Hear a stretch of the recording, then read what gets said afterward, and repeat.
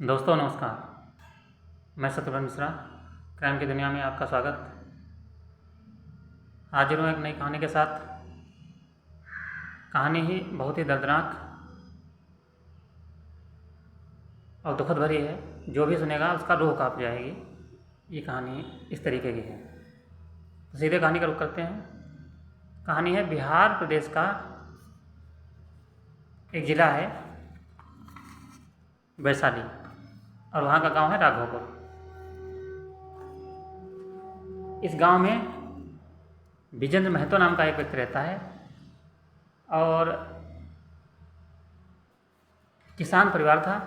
मेहनत मजदूरी और भैंस पालन ये इनका कारोबार था। अब इसके ज़िंदगी आराम से चल रही थी, लेकिन इसकी ज़िंदगी में एक घटना घटित होती है और इसकी भैंस जो है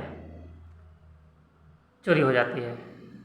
ये काफ़ी मशक्क़त करता है, 10-15 दिन ढूंढता है, बड़ी मेहनत करता है, इधर उधर जाता है और धीरे धीरे इसकी मेहनत रंग लाती है और 15 दिन बाद इसकी भैंस का पता लग जाता है, जो गांव के ही जगत राम ने चोरी कर ली थी। अब जगत राय इसकी भैंस चोरी कर ली थी तो एक पंचायत लोगों को इकट्ठा करता है, प्रधान वगैरह के पास जाता है और एक पंचायत का गठन किया जाता है। उस पंचायत में ये अपनी बात रखता है, कहता है कि मेरी भैंस को ढूंढने में 1500 रुपये खर्च हुए हैं और मेरी भैंस और 1500 रुपये या जुर्माना जो है मेरा खर्चा हुआ है, इसको जगत राय दे दें और हम कोई पुलिस कंप्लेंट वगैरह नहीं करेंगे और पंचायत के फैसले को मान लेंगे। पंचायत में इसकी बात मानी जाती है और जगत राय को आदेश दिया जाता है कि आप इनकी जो नुकसान हुआ है उसकी भरपाई करते हैं, इसके 1500 रुपये और भैंस वापस कर दें और एक तारीख निश्चित कर दी जाती है कि इस समय तक आप पैसे दे दीजिए। लेकिन जगत राय जो है बताई गई तारीख पर पैसे नहीं देता है और दौड़ाता रहता है। अब ये परेशान होता है जब काफ़ी मशक्क़त करने के बाद भी ये पैसा नहीं देता है। फिर आखिरी में ये जो है विजेंद्र महतो जो है पुलिस स्टेशन जाता है, एफआईआर कर देता है। ये बात जगत राय को नागवार गुजरती है और वो पैसा भी नहीं दे रहा था और धमकी देता है कि तुमको हम मार देंगे और एफआईआर वापस ले लो। लेकिन विजेंद्र महतो जो कहता है कि अगर आप मेरे रुपए नहीं देंगे तो मैं एफआईआर वापस नहीं लूँगा और तुम्हारे पर मुकदमा कर चलेगा और तुम्हें जुर्माना होगा और सज़ा होगी। और इधर ये एक षड्यंत्र बना लेता है जगत राय। इसके बाद जो है इसकी भैंस चोरी हुई थी अक्टूबर 2005 में और 31 दिसंबर 2005 को रात 1 बजे जगत राय और इसके 2 साथियों के साथ एक इनके घर में आता है, विजेंद्र महतो घर में, और उनको कई लोग पकड़ के बांध देते हैं और उसके बाद इसके मुंह में जूट टाइप का कपड़ा मतलब मुँह में ठूस दिया जाता है और उसके बाद मिट्टी के तेल छिड़क के आग लगा देते हैं। जगत राम बचने की कोशिश करता है लेकिन कई लोग थे तो ये बच नहीं पाता है और धुंधों करके जलने लगता है।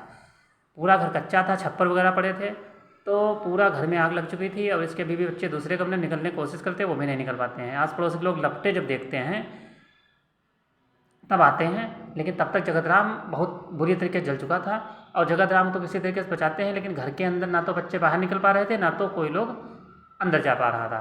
तो इस कारण जो है ये लोग बड़ी बुरी तरीके से पूरा घर जल के धीरे धीरे जब तक निकाला आग बुझाई गई, लेकिन तब तक इनके जो है 5 बच्चे थे घर में। इसमें इनके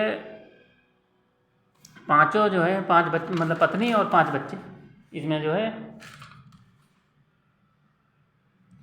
इनकी पत्नी, बेटी नीलम, पूनम, सूरज, अनिल और राजेश, इन 5 लोगों की उसी में जलकर मौत हो जाती है।